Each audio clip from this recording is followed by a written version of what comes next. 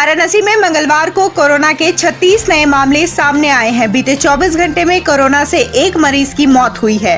मंगलवार को home isolation से 28 मरीज को छुट्टी मिली है। अस्पताल से किसी मरीज को छुट्टी नहीं मिली है। जिले में कोरोना से मरने वालों का आंकड़ा 379 है। अब तक 22,583 कोरोना पॉजिटिव मरीज वाराणसी में मिल चुके हैं, जिनमें से 21,806 लोग स्वस्थ हो चुके हैं, जबकि एक्टिव केसों की संख्या 398 है। चौबेपुर थाना क्षेत्र के चिरईगांव चौकी अंतर्गत बराई गांव में सोमवार को मनबढ़ों ने अबीर लगाने को लेकर हुए विवाद में राजू राजभर उम्र 35 वर्ष की पीट कर हत्या कर दी और उसके ही परिवार के 4 लोगों को घायल कर दिया, जिसमें से एक की हालत गंभीर बनी हुई है। घटना की सूचना मिलते ही सीओ पिंडरा मौके पर पहुंचे और पीड़ित परिवार वालों को आरोपियों पर कड़ी से कड़ी कार्रवाई करने का भरोसा दिया। जिले के मिर्जा मुराद इलाके के चित्रसेनपुर गांव के पास सोमवार की शाम हुए दर्दनाक सड़क हादसे में भदोही जनपद के सिकंदरा गांव के पूर्व प्रधान और उनके भतीजे की मौत हो गई। तेज रफ्तार कार जो हादसे का कारण बनी वो मिर्जा मुराद थाने में तैनात दरोगा की थी और वह स्वयं कार चला रहे थे।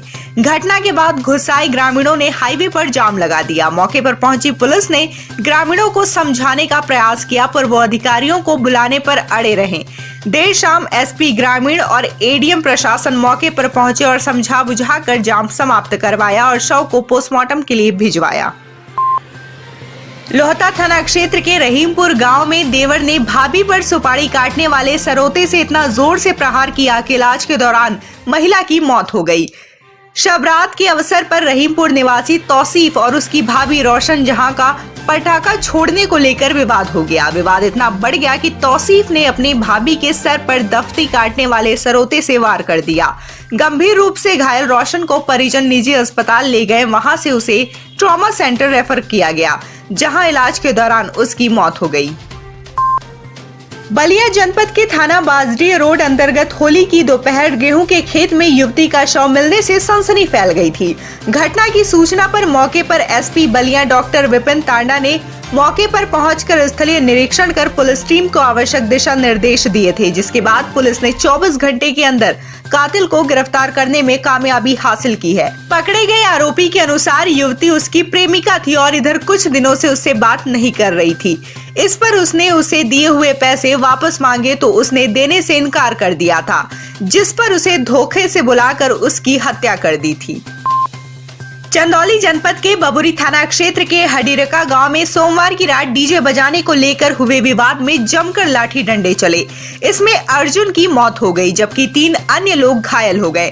पुलिस की कार्यप्रणाली से नाराज परिजनों और ग्रामीणों ने थाने का घेराव और चकिया पीडीडीयू नगर मार्ग पर चक्का जाम कर दिया।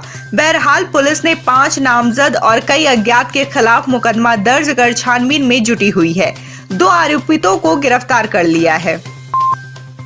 होली के दिन भेलूपुर थाना क्षेत्र से गायब हुए 2 नाबालिगों का शव मंगलवार की सुबह तुलसी घाट के पास गंगा में बरामद हुआ।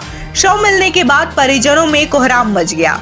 शव को कब्जे में लेकर पुलिस ने पंचायतनामा की कार्रवाई शुरू कर दी है। घटना के संबंध में थाना प्रभारी भेलूपुर ने बताया कि 29 मार्च को रानी और अनीता सिंह नाम की महिलाओं ने अपने बेटे पोंटू राज और यश कुमार की गुमशुदगी की रिपोर्ट दर्ज करवाई थी।